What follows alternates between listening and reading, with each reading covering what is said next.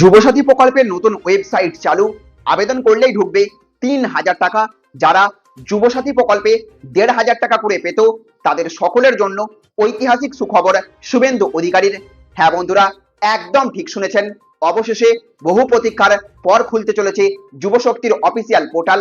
আর এই ওয়েবসাইটে আবেদন করলেই ঢুকবে ৩,০০০ টাকা করে, সঙ্গে চাকরির পরীক্ষার প্রস্তুতির জন্য এককালীন ১৫,০০০ টাকা। এই বড় আপডেট সামনে আসতেই রাজ্য জুড়ে শুরু হয়েছে জোর আলোচনা।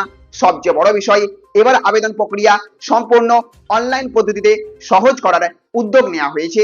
আজকের এই ভিডিওতে আপনাদেরকে জানাবো কারা আবেদন করতে পারবেন, কোথায় আবেদন করবেন, কিভাবে কি কি ডকুমেন্ট আপনার লাগবে এবং কিভাবে ধাপে ধাপে ফর্ম পূরণ করবেন আপনি। তাই ভিডিওটি অবশ্যই শেষ পর্যন্ত দেখবেন। আর ভিডিওটি শুরু করার আগে আপনাদের কাছে ছোট্ট একটা অনুরোধ, অবশ্যই ভিডিওটিতে এক্ষুনি একটা লাইক করবেন এবং বেশি বেশি করে এই ভিডিওটিকে শেয়ার করবেন। চ্যানেলে নতুন হয়ে থাকলে এখনই চ্যানেলটিকে সাবস্ক্রাইব করে রাখবেন। তো বন্ধুরা, এবার আসি মূল আপডেটের দিকে। রাজ্যের বেকার যুবক যুবতীদের জন্য এবার বড় পদক্ষেপ নেওয়া হয়েছে। ১ জুন থেকে যুবশক্তি পোর্টাল চালু হচ্ছে, যার মাধ্যমে বেকারদের আর্থিক সহায়তা দেওয়ার প্রক্রিয়া শুরু করা হবে। এই প্রকল্পের অধীনে যোগ্য আবেদনকারীরা, অর্থাৎ আপনিও প্রতি মাসে ৩,০০০ টাকা পর্যন্ত আর্থিক সহায়তা পাবেন। শুধু তাই নয়, যারা চাকরির পরীক্ষা বা ইন্টারভিউয়ের জন্য প্রস্তুতি নিচ্ছেন, তাদের জন্য এককালীন ১৫,০০০ টাকা পর্যন্ত আর্থিক সহায়তার কথাও জানানো হয়েছে। এখন অনেকের মনে প্রশ্ন আসছে, কারা তাহলে আবেদন করতে পারবেন। জানা যাচ্ছে, আবেদনকারীকে পশ্চিমবঙ্গের স্থায়ী বাসিন্দা হতে হবে, বয়স ২১ থেকে ৪০ বছরের মধ্যে হতে হবে, এছাড়াও ন্যূনতম মাধ্যমিক পাস হতে হবে এবং বর্তমানে বেকার থাকতে হবে। তাহলেই আপনি এই প্রকল্পে আবেদন করতে পারবেন। এবার আসে সবচেয়ে গুরুত্বপূর্ণ ডকুমেন্টের কথাই। আবেদন করার সময় লাগতে পারে ভোটার কার্ড, আধার কার্ড, বয়সের প্রমাণপত্র যেমন বার্থ সার্টিফিকেট বা মাধ্যমিকের অ্যাডমিট কার্ড, শিক্ষাগত যোগ্যতার সার্টিফিকেট এবং মার্কশিট, পাসপোর্ট সাইজ ছবি, একটি সচল মোবাইল নম্বর এবং ব্যাংক অ্যাকাউন্টের তথ্য। সাথে সাথে এখন আপনাদেরকে জানাবো আবেদন তাহলে আপনি কিভাবে করবেন। প্রথমে যুবশক্তির অফিসিয়াল পোর্টালে গিয়ে রেজিস্ট্রেশন করতে হবে।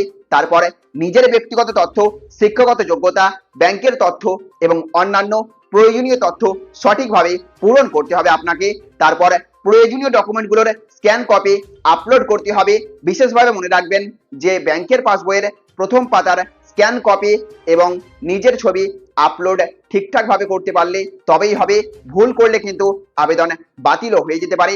সব তথ্য সঠিকভাবে যাচাই করার পর ফর্ম সাবমিট করলেই আবেদন প্রক্রিয়া সম্পন্ন হয়ে যাবে।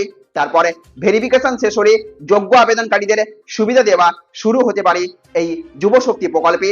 সব মিলিয়ে রাজ্যের বহু শিক্ষিত বেকার যুবক যুবতীদের কাছে এই প্রকল্প একটি বড় স্বস্তির খবর হয়ে উঠতে পারে, কারণ চাকরি খোঁজার সময় আর্থিক সহায়তা অনেকের জন্য বড় সাহায্য হয়ে দাঁড়াতে পারে।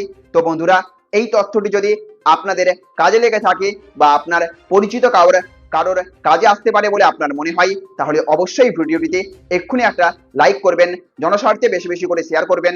চ্যানেলে আপনি নতুন হয়ে থাকলে অবশ্যই চ্যানেলটিকে সাবস্ক্রাইব করে রাখবেন।